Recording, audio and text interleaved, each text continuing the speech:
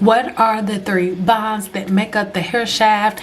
How can we protect them, and what damages them, and what do you do to fix damaged bonds if you can repair them at all? In this video, I'm going to answer all of those questions for you. But first, before we can get to any of those things, let's first talk about what hair is in the first place. Hello, Cyn Doll here, coming at you with another video. Before we get started, make sure you go ahead and subscribe here to my channel, and once you subscribe, be sure to click on that bell notification so you're notified every time I post another video. The hair shaft is 95% keratin protein. Keratin protein is the same exact protein that your hair, skin, and nails is constructed of. The same thing that make your skin, the same thing that make your hair is the same exact protein that makes your hair. Now, the biggest argument across social media is, when is the hair weakest? Are you supposed to detangle or comb your hair when it is wet?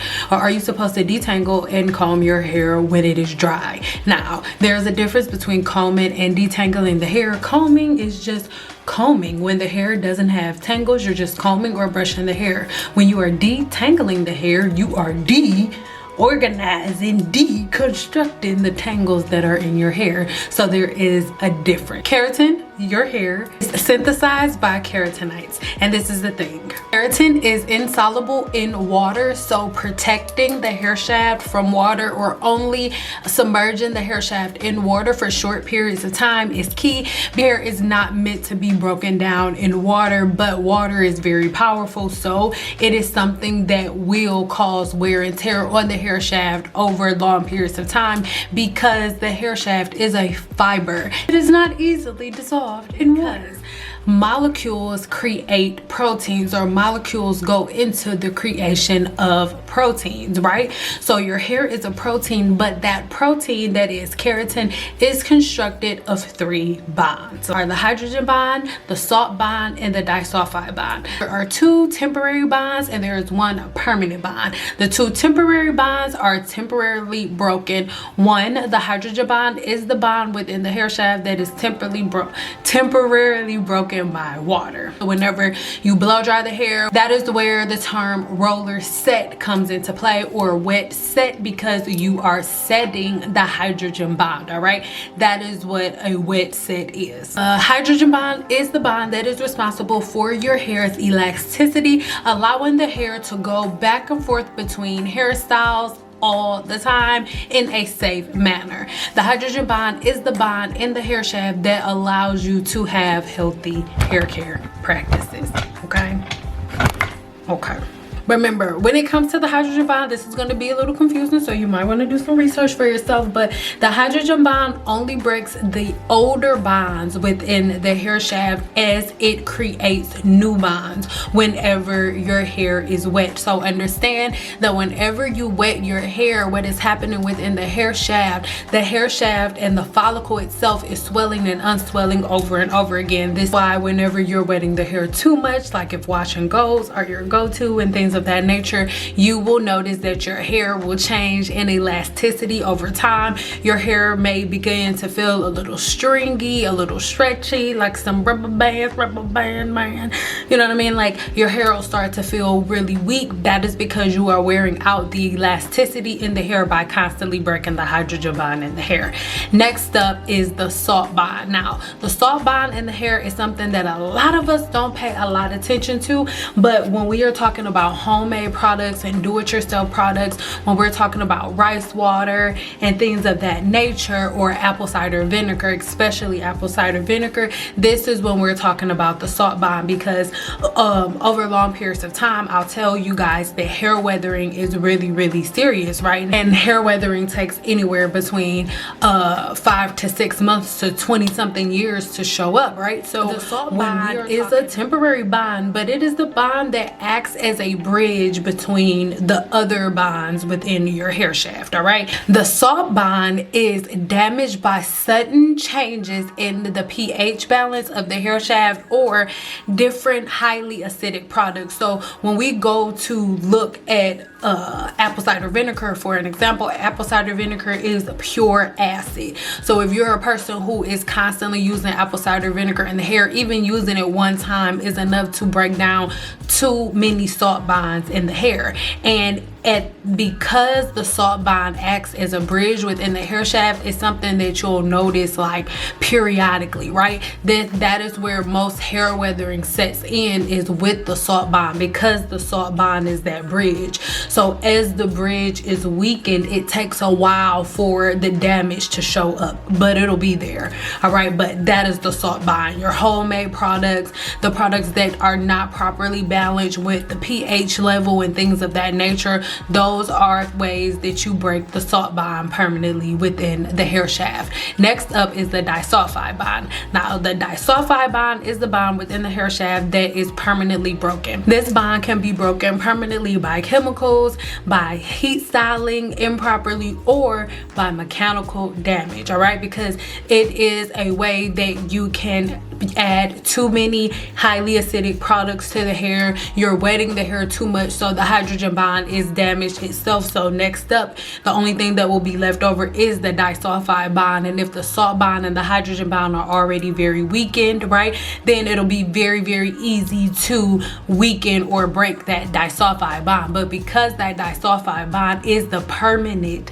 linkage, right, that is the bond that is not a temporary bond, then once you break it, it cannot be repaired. That's why there are different levels to damage, right? You can do color and damage your hair a little bit, but it'll be at a place where it's not too far gone, right? Where it hasn't got to the place where the disulfide bonds are stretched apart completely, right?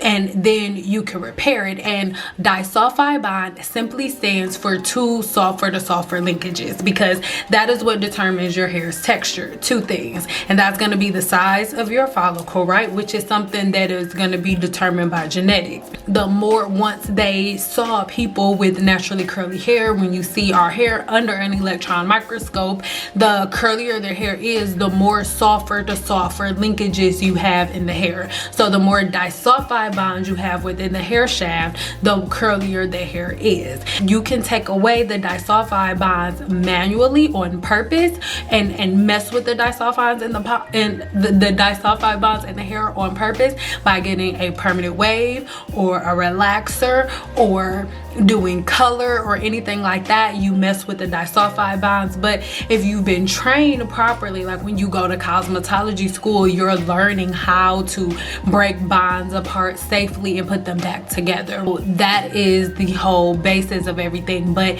if you don't understand how to properly break down the disulfide bond in the hair, then this is when you run into damage, right? So if you are a person who thinks that you have to layer a bunch of product on the hair, and that's the way you protect the hair from heat damage when you're doing a flat iron, it's the exact opposite. Because the more product you put on the hair, the more layers you put for the heat, the more things you have to heat up on the hair shaft. So you end up cooking your hair shaft with the oils and the products that you put into it, which then in return gives you forms of heat damage. All right, here on the screen are a couple of causes of permanent damage to the disulfide bond, but it is very, very possible for you to heal the disulfide bond in the hair and for you to prevent yourself from breaking down the bonds in your hair altogether. Because the way that you temporarily break the bonds in the hair on a regular basis is when you shampoo the hair.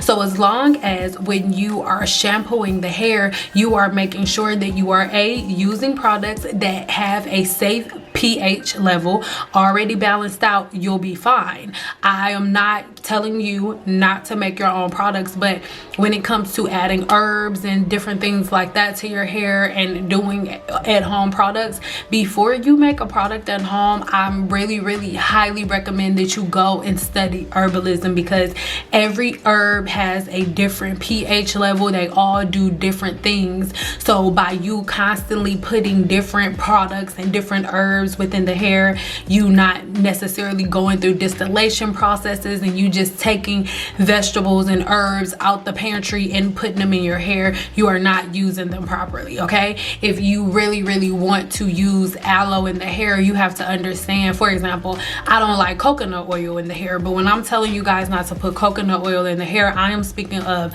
the coconut oil that you get from the grocery store. But if you see coconut oil on a product per se, right, what they have done, they look at all of the different attributes of coconut oil that are so amazing, and then they put them inside of a machine and they extract only the good things of that coconut, and they leave all of the bad things behind. So all of the things that could block the follicle, that could block the cuticle, and all of those different things are left behind, and they only take with them the properties that are good. That is when you see on a bottle it'll say, oh, aloe vera extract. It's not the same aloe vera leaf that you get at the grocery store. I'm not speaking against you making your own products, but I am speaking against you making your own products before you do the proper research and really learn herbalism from a deep scientific level, because you need to really learn how to respect herbs and really learn how to respect their initial essence, what they're created to do, before you add them and start mixing them up, only knowing a few of those properties. I always recommend OLAPLEX to you guys as a part of your routine in conjunction with my 7-day challenge or something like my 7-day challenge, right? Because it is so freaking amazing. Okay, just following a simple pattern. And I am not trying to be a replacement for your hairstylist.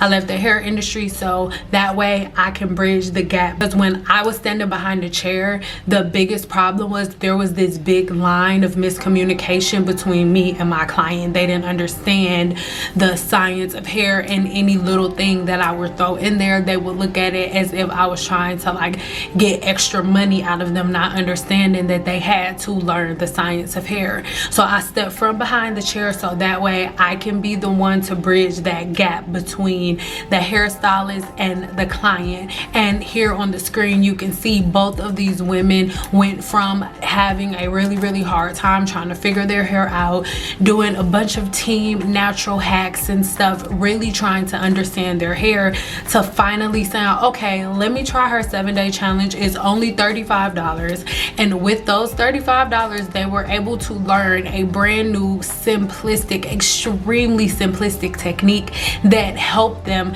to have a easy set pattern to not only grow hair but stop the inflammation, burning, itching, flaking within the scalp, stopping the dryness in the scalp, increasing sebum production, so that way they're able to retain length and have thicker, fuller, and healthier hair. Again, you can see the before and after pictures from two different women, two different time frames. I try to bring you guys people that have long-term results, instead of somebody giving you like, oh, I've been doing her challenge for a week and look what happened. No, one is about a year and a half into my 7-day challenge, and the other one is 6 months into. And if you want to see more, then make sure you check the link in the description box below so you can head over and read more of my testimonials. Okay, if you want to know how to use OLAPLEX to fit into a easy to follow routine that will help you break down all of your old foundations, if maybe you still thinking about joining my 7-day challenge, then watch this video right here, because listen, I break it all the way down and I tell you exactly how to use OLAPLEX, and I give you a discount code. So